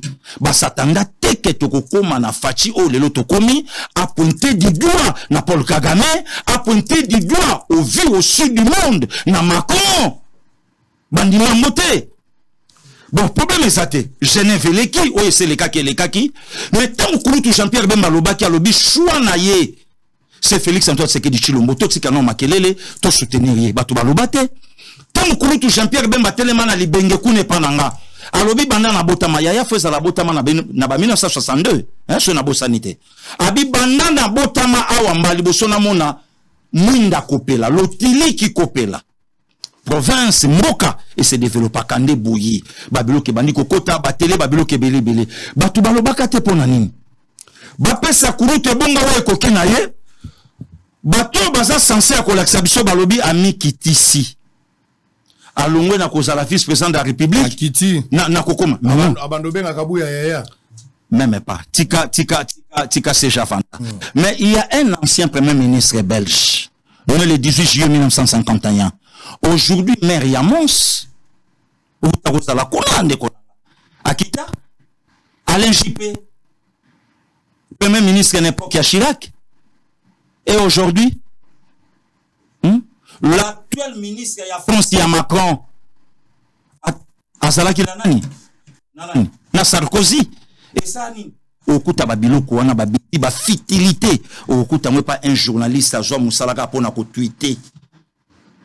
Donc, yeba mboshaye, mbongo ya produit, na ya rouge à lèvres, yokuma akabi kumelela. Moussala obisoto Julie Lulio yango wana. Mbongo la belo? Ya la belo. Donc, moni mwana mbala zo tambola neta zo ningal. Et simbakate, et simbaka na ba mama. Biso tango tambola don na ye plateau, zo mona make na ye plateau. Voilà. Donc, bon, c'est-à-dire, ozo condamner un journaliste d'avoir fait une analyse. Sur la salle analyse, la salle tweet, où est le mal pour le journaliste? Pour baza ba grand historien. Ayekola. Ils ont vu. Ayekola. Donc yo zomo naka keza na Maître Bosembe, maître na vaseline na zawadi, naka zomo. Ouais, maître Christian Bosemba baka il faut lire. Wana lo baka na sui. Il faut lire. Parce qu'il lit. Vous ne lisez plus. Oui, et lo ke ça ba bindi baliko yekola te. Bazo s'actualiser. Baliko tangate. Baliko tangate.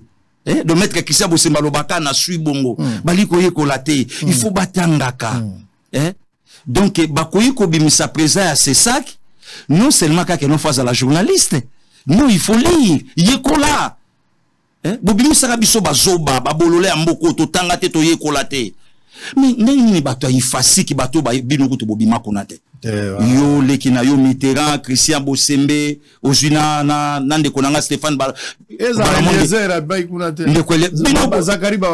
mais ce que eloko na okama pourquoi bato babimi kuna lelo ba komonsa la soni pétage côté na mutu nazo confirmer na gratter information pourquoi Sonia Bongo? Donc moi je crois que Sango totika kuluto Jean-Pierre Bemba to vanda lelo na expérience oya zanango bon voilà oyebi makambo kuna simba sko côté wana l'essentiel pour nabiso p ekota d'abord na est Antipas Simbuisa oui béton d'abord Jitunga mboka yango to yango te yango ce to perdre mboko yo lobi Moussa ozala susawate lobi kulutu vitalo aoza susawate le président Vital Kamerhe aoza susawate vous s'appelle la caméra vous pensez qu'il va apporter quelque chose mais sa capacité intellectuelle ou bien économie na peut-être qu'on va dans 500 hectares ya masango maman papa Amida papa chature papa Sango tika bon makamonyo soto chamona na côté total na nos capacité intellectuelle na ye non Vital est intelligent mais kasi mwalimu l'intelligence est contestée sikoyo ce qui coach a bengi ndenga bengaka biscuit mbala na match à Soudafa ya 1-0 le roi mbala mutuana salembi Alain Carré asaki misie bambango yo siko utiliser ga dribble au mona nenga okatana na 5 minutes sud-africain abimisa lolemo. Vous pensez que Kamerhe va relever les défis? Mais pourquoi pas? Très bien. Et ça peut dernière chance au Yazui face à la population congolaise à se montrer maintenant de quoi il est capable. Ce qui est passé est passé. Et non, vous pensez ce qui est arrivé que Mbongo Kenda. Vous pensez au bien ce qui n'a conditionnel. Vous pensez que le président de la République, avec tout le respect, il a fait ça, il a mis sur bateau. un président oyo andima ko telema na suite na yenyonso na batupamba loko abiso ayoka biso. Vous pensez qu'un président a Hollande biso à 8 ans yakosola na kulutu Jean-Pierre Bembate, à 8 ans yakosola na président Vital Kamerete, à 8 ans yakosola na antipaste le loba tubayo ki papa antipaste ninga lobi mais tango lobaka Fayulu tika bablaga mauvais goût biso ne batunde to kotaka likopa contre ye a gagné ma ponometika. Wana batu balobaka te. Très bien. Moi je crois que le gouvernement oyebimi n'attend mouké 6 mois. 6 mois. Tu na 6 mois. Maman de la bêta. Na portefeuille. Boudou na hydrocarbures au beti kitoko. Mais moi oui va demander le pesa na simapo ou accompagner. Maître Tony moi bakaza dit rien à dire. Na vis na ye likamba le bezate. Donc même Nicolas Kazadi ça va et Mebochi tobeta siko biso nyonso to renir ba effort na biso jitu na nana rekonanga le reste tout après biso ba congolais ba yeba biso ka neloko moko motema malamu to baba ki na tongo na pourquoi ya chana se moto nini soko moni congolais motema yi ke banaye. Très bien. Donc to komi siko na air bemba vandi lobby na immortaliser le patronat zaïrois. Allez, on va voir. Yo fachi vandi lobby donc c'est ça. On va voir. Donc le président Vital Kamerhe a joué dossier numéro 11. Peuple azo senga nini. Oui, c'est quoi la raison? Ah, peuple azo senga. Vie ça va bien. Kunwa. Kudia kumboata. Voilà. Yango anaka biloko misatu yango anaka bana bazwaka ba soin soki babeli voilà bazeko ouais siko 5 ans après bopesi yango te mama ye moye wana zobeta ma papa 18 ans mama ye motonga mata to sango beaucoup dia kunwa na lobby bo réseau social ya la ranine kudia même bible yango mo lobby via motesaka na kolia te faut sala bopesi misala to vanda wa bopesi misala na frère na yo na botama na mama ye o to yamba député wa bato bapiaka misala bango te est-ce que le président de la République nous tape Sarah Misala? Ou yambi député awa. Député Moussouye wana zobetara mamalu puta. Tunaye bando kota na parlement. À part maître Tony Mwabaka Zadi, mutatika 5 lois dans le parlement. Na évité ce Moussa Bakamilelo. Na évité. Papa matière ezalia wana ju science politique et pas le recteur des recteurs wa Mulumba pas son âme. Ba obetelanga lisolo tata moko a défier Kamobutu. Na koma na 10e rite tumi na biso chic na tala via bima loboko na poche na chemise ya manche courte nga mona mituni ngabi ya Mobutu abomaka yete pona nini wana vie na nga olenga nkoi vie donc a bima na mégaphone a simba yango mégaphone triko kingo ko matière yem taotangela biso bakombo Paul Bando mabimi to beti maboko Paul Kapita bimi to beti maboko mutu wa bimi to beti maboko na batani 91 papa. Très bien. C'est quoi banda wana ti lelo 2023 ya manga na pola lisu lelo na Santiago. La population atikala na foi ke mboka était dans le concret. Mboka tambola kana foi te. Foi eze pa na biso ba Kristu libanda. Mboka itambola kana ba réalisation. Pasteur Passayo 5 ans Bologna est le côté. Il n'y a aucune politique agricole sur terrain. Plein de promesses, pas de réalisation. Ouais. Oh. Bon, bah, promesse, ça va m'acambo, il s'ala même en côté. Bon, ouais, Fongo la relier ça qui ça, ya relier ça Congo et ambitieux. Na lobby na yo. Na lobby na yo. Ici. Place pour me magi batuna. Côté à ma vallée, bolobaki boko sala bilanga batu bakolia. Wapi na lobby na yo, kitisa na yo, motema. Wapi Allemagne? Ouais, Allemagne, to, ouais, ça Soweto, to Allemagne. Na leki Soweto na kitoko, na mona ki yango. Boko misi Congo, Allemagne. Omoni yokanisi Allemagne o facha lobaki bako kanisa Kinshasa na Berlin ezarande ibeza ini image na kopesa na kin bokolula boko sepela nango image yango seye kasi mama imoka yango na boko sepela nango donc Allemagne ezaki na mama to ya tata to vanda na yo na Kisasa poto koma no monga fula ero yo université to boulevard Lumumba mais lungola ka bord nona ya likolo wana ya guwana to pasola ka pas 10 minutes to komi Nanzelani. Oh, bonge lenge somoni ngote. Omoni ngote tata. Uzalaka wapi? To vanda banzele salami oyo eyene poka fachi kikwiti. To zwana yo deuxième porte. To bimana yo ti awana le destin. Oyo ki ngote papa. Wana nyonso do to ko beta ngote. Otokobeta kaka makambo Kabila la Kabiso na Fiki na 2006, je vais relier le Congo. Oyata moko to monité, ata école moko to monité, ata nzetambi la moko to monité 18 ans de pouvoir. Moyon sona maboko na ye, na un président oya zobunda. Et na politique à 18 ans humilié na mboka na biso par le président français Hollande. Oya faire traîner le couple présidentiel plus de 40 minutes avec quoi? Une poignée de main. Et ce il y a 5 secondes. Mais aujourd'hui, le président français recadré na mission mokili mobimba. Donc, nous sommes tokobe tango lisolote, na bénéfice, yaba congolais. D'abord, tokobe te osaka likundu. Alors, on verra ce qui va arriver, le nouveau gouvernement. Ministre de l'Intérieur. Il a mérité. D'abord, a mérité na combat. Oye sengi capacité na ye. Et comme ça y est place ya komiwana. Bravo, na maître Peter Kazadi. Donc, le lot, cheli bango motema. Et puis, basa na soutien na biso population. Basala, mokonzambo kasali bango confiance. Bobunda peuple na bino a vivre malamu. C'est ça le problème. Allez, nous sommes en direct. Peter Kazadi.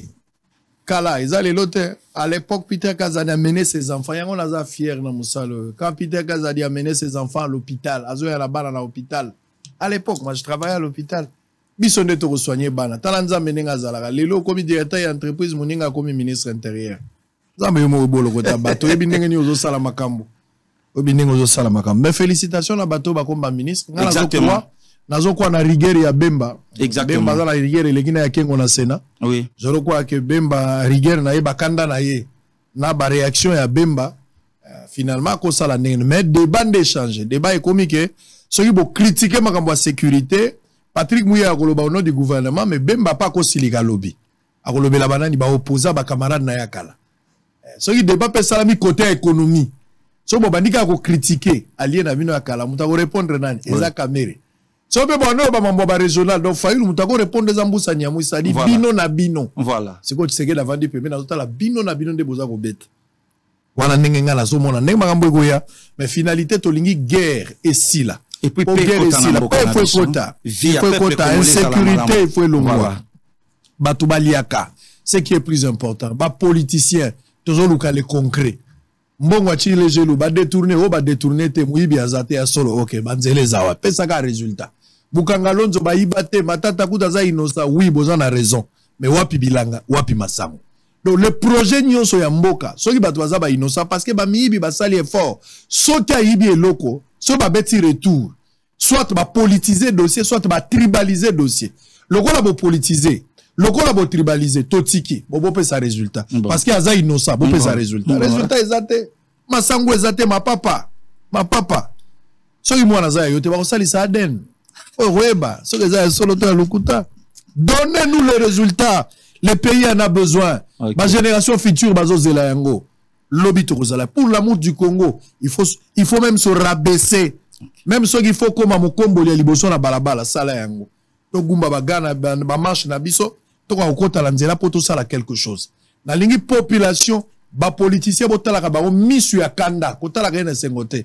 Ko seksage pa pambate. Po bozala ba devoir na ba obligation. Okay. Ba obligation la bino ezali na ba devoir. Ba devoir ezali futa mai, futa courant, zala citoyen, zala patriote. Mais ce comme on y peut o ezala charge na bango bazo sala ngote. Ko pa ko la bango ma futa te. Zala exigeante en tant que population vis-à-vis na bango. Ba pesa yo résultat. Mais ce qui peut ba sali ndima, ko zala incrédulité. OK. Aux l'incrédulité. Je pense que bon on est au bon samboka. Le Congo doit continuer. Les individus bakoleka même mboka ko continuer. Et loko tozo luka awezali batoba lia. 60 ans après ko kende ya mondele et sengeli to relever défi to kende liboso, c'est qui est plus important. C'est qui est plus important. Parce que Gili, on a fini. Ba bloc salami hein. J'ai reçu un frère ici, député, il a dit Katumbi désormais, Fayoulou avec Katumbi, avec Kabila, avec Mukwege, avec Matata. Bloc de 5. Face à Tshisekedi. Non. Moi, Kobanga. Non. Peuple, yebi peuple. Katumbi, nani Fayoulou a la popularité. Katumbi a na mbongo. Azana ngote. Kabila a na nani ancienneté. Non, ça il ote. Mukwege a na lobby à Libanda. Non, peuple a yebi. Matata a na macro. Peuple, kasi yamani loke boma pouvoir à 18 ans. Ba macro en atanga obeta ngo Kabila au monde a yende danger. Macro, ba bloc belé ndeko langa mitru tunta sanga on a plateau. et Soukawapi. Boukangalon, je m'en ai mais Marbella. Et Bima. Bah, ça est le côté peuple, les lots à soli peuple à comprendre que Fachi. Très bien. Voilà. Allez, on a fini. Bozage Belel, Bosso Bateve Nabino, on a lobby Nabino vendredi pour clôturer le mois de la femme. Vendredi, Bossolo va clôturer le mois de la femme. Invité spécial pour la clôture et le mois de la femme. Maniké de John. Akoya Babylon, on a vu la musique, Maniké vient répondre à ma question à Sango par rapport à Mboka. Maniké, c'est une femme. Alingi Pea Mekakope Samakanisina Ndenge Mboka Zo Kendele. L'apport et à moi si na développement à Mboka 60 ans après indépendance. Exactement. Alors Maniké de John doit parler Maniké na biso que vendredi TV Zo Panzana Bosombi a Sigabo remplacé pour de John à Rosala. Et puis la solo na deux fois Zolo baga français. Jusque là notre lobby lingala Zolo baga français. Deux fois la solo na téléphone. Maniké de John. On t'attend pour le vendredi. C'est confirmé à partir de 11h30. Deuxième émission, ça sera avec Inosbi. Inos. Ça sera deuxième émission. Lobby Borate émission, 11h30. Mbodi Moe Robeta ma lobby. Je pense qu'il faut ambulance. Lobby. Tous en émission, à l'ibosé, puis tous en a débat. Sangonde Azali, tata la bangote. Est-ce que va bazawa? Kumbola waboga, so sala. Ngamna banaka poro. Ngamna, kazi vrai ou faux zaka sangote. Oh. Uyoka vrai ou faux epana. Bandana li solo a Congo. Uyoka vrai ou faux epana. À part la question pour un champion.